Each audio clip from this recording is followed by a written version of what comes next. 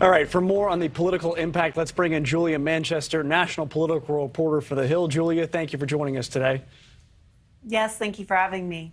All right, so conservatives not happy. We heard that Kevin McCarthy said, clear your schedule, preserve your documents, because we're about to retake the House. And Marco Rubio as well, the senator, tweeted, using government power to persecute political opponents is something we have seen many times from third world Marxist dictatorships, but never before in America.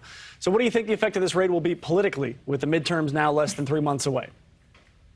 Well, politically, in a way, I think it makes President Trump a bit of a martyr. And you are going to see him, and he's already done this, say, look, I am being investigated by the government, by the Biden administration, even though the Justice Department is technically a nonpartisan institution. And Christopher Wray, the FBI director, was appointed by Trump. He will paint the Justice Department and those who signed off on the raid as politically motivated against him. So you are really starting to see a lot of the conservative grassroots really start to come out and, make President Trump's point, saying that he is a martyr, that he's a victim of the so-called deep state, which we know does not exist. And, of course, I've been fascinated to see how potential 2024 Republicans are responding to this. Look, we know that there is a law that would prevent anyone from tampering with any kind of evidence or destroying records from running for president. However, we've seen a lot of potential 2024 hopefuls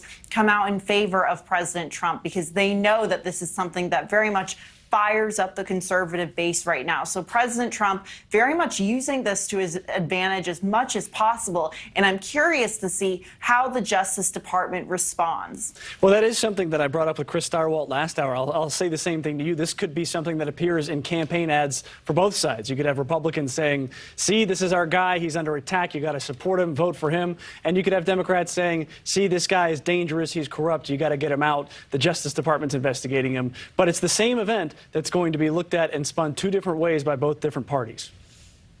Yeah, and I'm curious to see how this plays in the midterms in particular. I mean, you have some Republicans who have run away from President Trump. They know that in their district or in their respective state, he is not a popular figure. However, you have other Republicans who are very much running towards Trump, who want that Trump stamp of approval, who, were very much benefited from President Trump's endorsement. So I'm curious to see if Democrats and Republicans include this in ads to really rally up their bases. That being said, though, I don't think it's a deciding factor for a lot of voters. I think it's a base issue, but for your average independent swing voter, I mean, they may be turned off by it by whatever reason, but it's not going to be a top issue for them. So I think candidates on both sides of the aisle and campaigns need to be careful how they play this. But in 2024, it's going to be a major factor. Well, you're speaking about 2024 and it being a major factor. I think Ron DeSantis, the Florida governor, is in an interesting spot here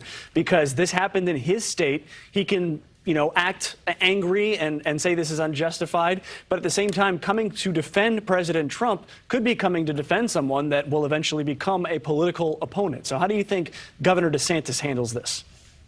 Yeah, Florida is such an interesting state, Mitch, because it's really the center of the Republican universe right now. And we are seeing all of this drama play out in Florida. So for DeSantis, look, he knows he needs to keep that Trump base within his orbit. He can't turn them off. And he knows that an investigation like this will, in fact, turn off that Trump base. So I think you'll likely see DeSantis, if he hasn't already. I haven't yet seen a reaction from him. I could have missed that. But, I think he will very much speak out against this and be in support of the former president. That being said, though, if I'm Ron DeSantis, this could give Donald Trump quite a bit of baggage running for president yet again. And it really could, depending on how the investigation goes, prevent Donald Trump from running for president again. So it could play either way for DeSantis. But DeSantis has to be very careful to thread the needle because we know Florida and how important it is to Republican Party politics right now. But we also know, how Trump, in a way, has made DeSantis. Without Donald Trump, I don't think there really is a Ron DeSantis at the end of the day. Interesting way to put it. Governor Ron DeSantis, by the way, has denounced the weaponization of the federal government with this raid. So, Julia Manchester, thank you for your time this morning. Thank you. Thank you for watching. Go to newsnationnow.com to find News Nation on your television provider. And don't forget to click the red subscribe button below to get more of News Nation's fact-driven, unbiased coverage.